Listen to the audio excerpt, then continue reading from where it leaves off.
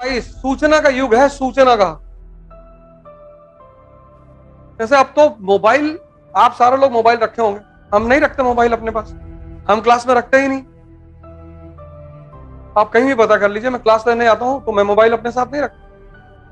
मैं मंदिर के अंदर जा रहा हूं, मैं मोबाइल लेके नहीं जाऊंगा। हाँ, मैं मूवी देखने जा रहा हूं तो मोबाइल लेके बैठूंगा मैं। तुमको पता नहीं कि ये मोबाइल तुम्हारा किस तरह से तुम्हें विनाश, तुमको बर्बाद कर। मोबाइल है बड़ी अच्छी चीज। अब जैसे मुझे इकोनॉमिक सर्वे पढ़ने की जरूरत नहीं होती, देश के बड़े बड़े इकोनॉमी के टीचर हैं, सबका लेक्चर अपलोड हो जाता है यूट्यूब पे। इकोनॉमिक सर्वे आया, 10-12 टीचरों ने समझाया उसको, सुन लीजिए। कितनी यूजफुल चीज है।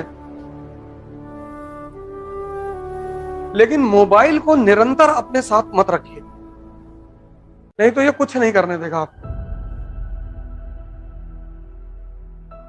इसकी एक बड़ी खतरनाक आदत है, वो आपको अभी एहसास नहीं होगा। ये आपकी जो कंसंट्रेशन की क्षमता है ना, उसको मार देगा। फिर कुछ भी करोगे, कुछ भी करोगे, कंसंट्रेशन एक बार खत्म हुआ, मतलब टूटा, बिखरा, तो उसको दोबारा बनाना बहुत मुश्किल काम। दुनिया में अगर मन की स्थिरता को चेक करना है तो आदमी को किताब दे दो।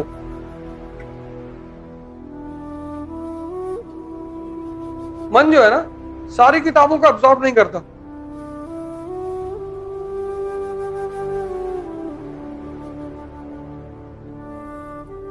किसी के मन की स्थिति चेक करनी है, उसे किताब दे दो। कुछ लोग एक पेज पे सोने लगेंगे, कुछ 2, कुछ 5, कुछ 8, क्योंकि अगर वो समझेगा नहीं तो वो सोने लगेगा। ये उसकी बड़ी खास बात है। इसलिए आज लोगों के लिए किताब पढ़ना बहुत मुश्किल हो गया है।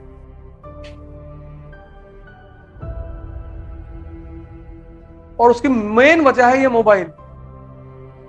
इसने लोगों के कंसंट्रेशन को खत्म कर दिया, मार दिया।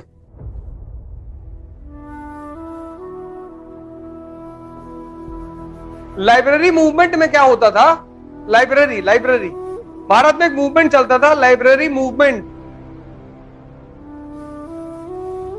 लाइब्रेरी मूवमेंट क्या होता था कि हर गांव में एक न्यूज़पेपर आता था, एक कम्युनिटी रूम होता था, वहां पे एक चारपाई रखी होती थी, और उस गांव का जो पढ़ा लिखा आदमी होता था वो उस पूरे न्यूज़पेपर को पढ़कर गांव के लोगों को सुनाता था।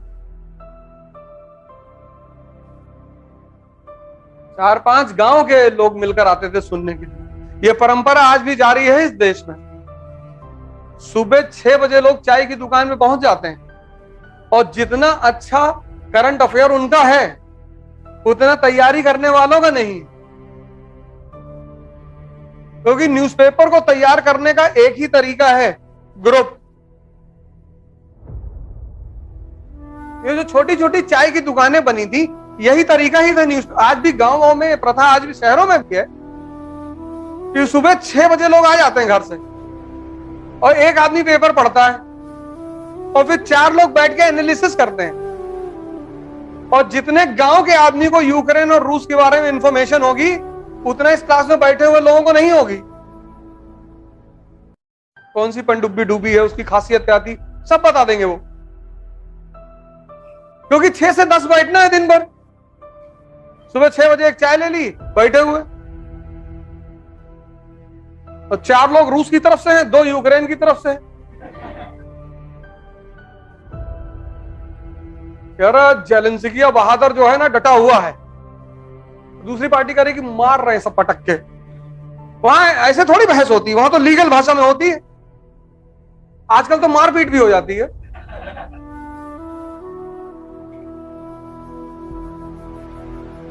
लेकिन एक बार मैं बार बार आपसे कहता हूं कि पढ़ने लिखने से कुछ नहीं होता ही नहीं, कुछ नहीं होता।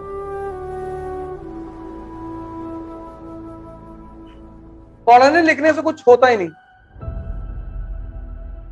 पढ़ाई का एक ही उद्देश्य है, दिमाग को खोलना। E is equal to E, education is equal to enlightenment. मतलब जब तुम स्कूल से निकलो तो तुम्हें देखकर चीजें समझ में आनी चाहिए।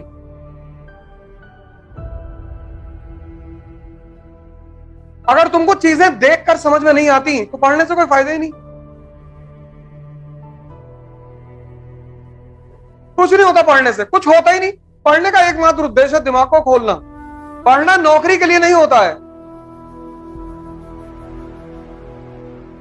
इस देश ने एजुकेशन को एम्प्लॉयमेंट बना दिया। पढ़ना मतलब नौकरी।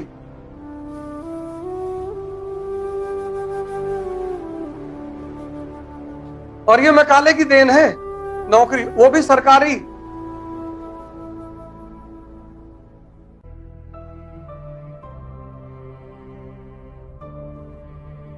बाईस साल का लड़का यहां डिप्रेशन में, 22 ईयर्स, 19।